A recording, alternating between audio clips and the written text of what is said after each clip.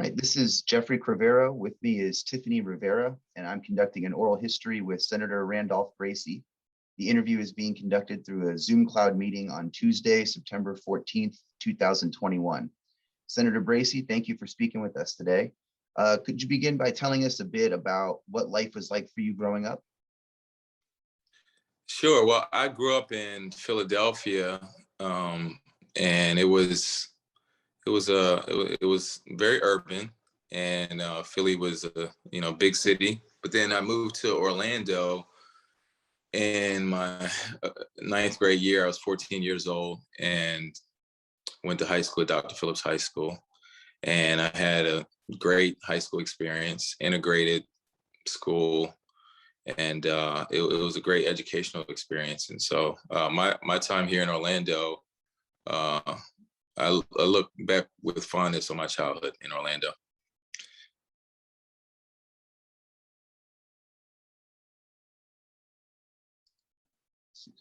Sorry, let me see. Can you hear me again? Sorry, I think I'm muted and unmuted. Sure. What were your parents' roles in the New Covenant Baptist Church in Orlando? And to what degree, if any, did growing up in the church shape your activism? Well, my parents were both co-pastors and founders of the church. My dad was the pastor, but it was great growing up as preachers' kids. But they were very progressive in their ideals and their activism.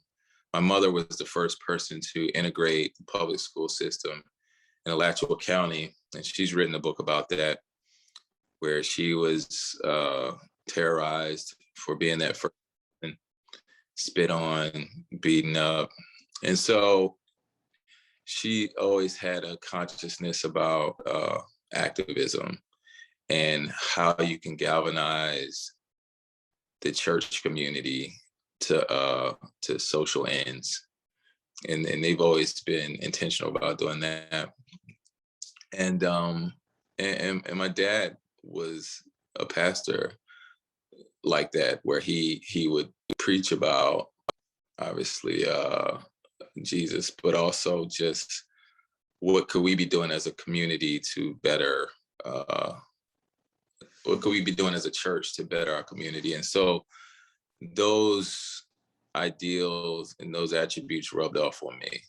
They were very active, and it was conversations around our dinner table were always about politics and what could be done to better the plight of the poor, and conversations like that.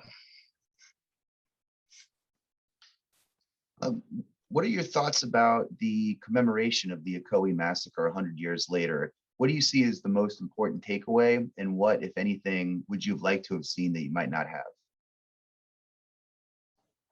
Well, I think it's good that we are recognizing what happened in the Ocoee Massacre. I think it was a tragedy, a miscarriage of justice, and I'm glad that in the 100th year of that anniversary, that we were able to pass a bill to require it to be taught in schools statewide, because that is an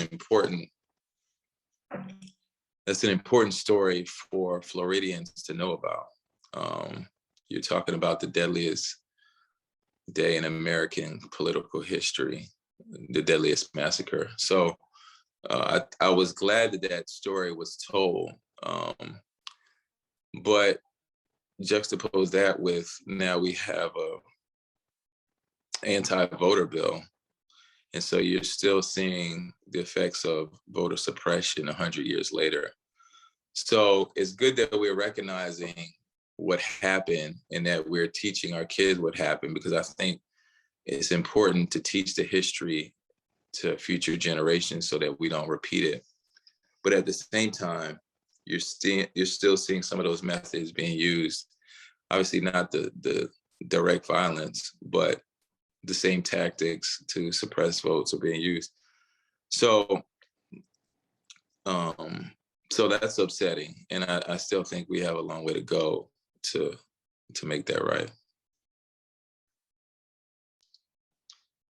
Could you tell us a bit about your work in pursuing reparations and specifically about the Ocoee Massacre Compensation Scholarship? Well, reparations is a very controversial topic, and but I've tried to approach it pragmatically. And when I talk to people that are inclined to not support reparations just on the history of what that word means and why people get so riled up about it, I try to look at it from, like I said, a pragmatic approach. If you look at the Ocoee Massacre and you look at the property that was stolen, not to mention the terrorism that was inflicted on the families that were living there and how it affected the generations afterwards. But if you just look at the fiscal component alone,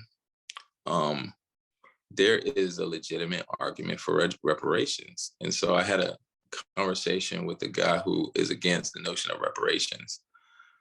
I said, you're against it, but let's say it happened to your family where your grandfather or great grandfather owned a considerable amount of land and it was stolen, and then it was either burned or the property was transferred under duress or illegally, and the state of Florida, the Orange County courts were all complicit. And that property is worth, $2 or $3 million today. Would you say just forget about it? It's easy to say it if it weren't you, but if it was your family, how would you feel about it? And the person who was against reparations said, I understand what you're saying. And so, when you talk about reparations as far as slavery in general, it's such it gets people riled up because they're like, who do you compensate? How do you determine a value to it? But or how do you put a value to it? But when you look at something like this, where you can look at people that own property, you can look at some of the names of the people that were affected, and then you can look at like property values at this point in time. You can actually calculate an amount that should be owed. And so I think it's a different way to go about talking about reparations. And I think it's more effective in convincing some of my colleagues who would be against it to support it. In addition to the scholarships, commemorations, the bill to teach the Ocoee Massacre in schools, what else, if anything, do you think can be done? Well, I think there could be a legitimate conversation about direct appropriations to affected descendants, other than scholarships. But I don't know if that is something that's gonna pass the legislative process. So, but in my opinion, is it worth consideration? I think absolutely. But what is probably doable is the expansion of those scholarships. So right now, 50 students would be eligible. I think there's a possibility to expand that to 100 students. And so I think that's something I'll work on this year. Excellent. Would you tell us some about the work that you've been doing to make Juneteenth a state holiday? Well, myself and Representative McCurdy have been working, and I should mention Representative Geraldine Thompson, who have championed this for years. But we have put forth a bill to recognize Juneteenth as a state holiday, and it passed the state Senate, and we passed it in the state House. But I think we should. And that's something that we'll be working on this year in the state legislature to hopefully finish that and make it a state holiday. The centennial for the Rosewood Massacre is coming up soon. What do you expect to see come out of that? Well, Rosewood is probably more nationally known than the Ocoee Massacre. One of the things I wanted to do in getting the Ocoee Massacre recognized and taught in schools is just to bring more awareness to it.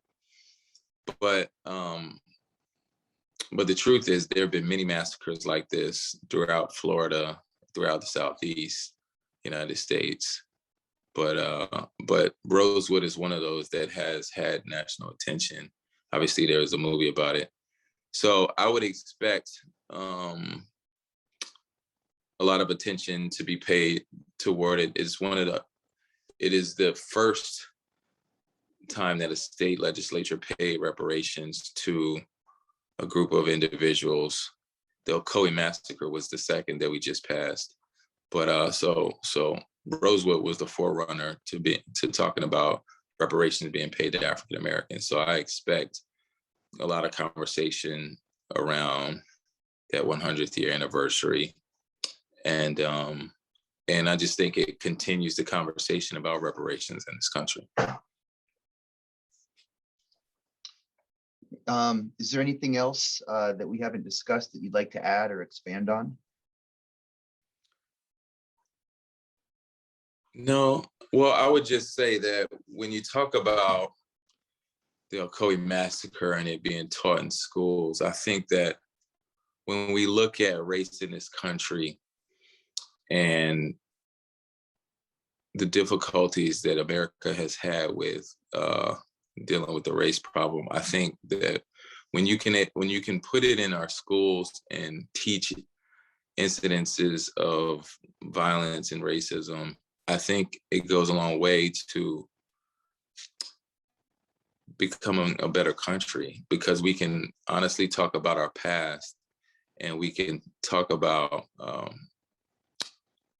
pathways forward and how we deal with race going forward, and some of the inequities that still are here in this country. And I think that's how we start the path to forming a better country, a more perfect union, if you will.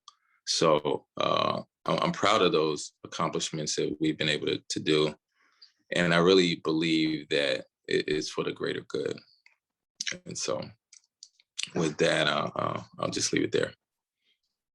Excellent. Senator Bracy, thank you so much again for sharing your time and speaking with us today. This has been Geoffrey Cravero with Tiffany Rivera and Senator Randolph Bracy on September 14th, 2021.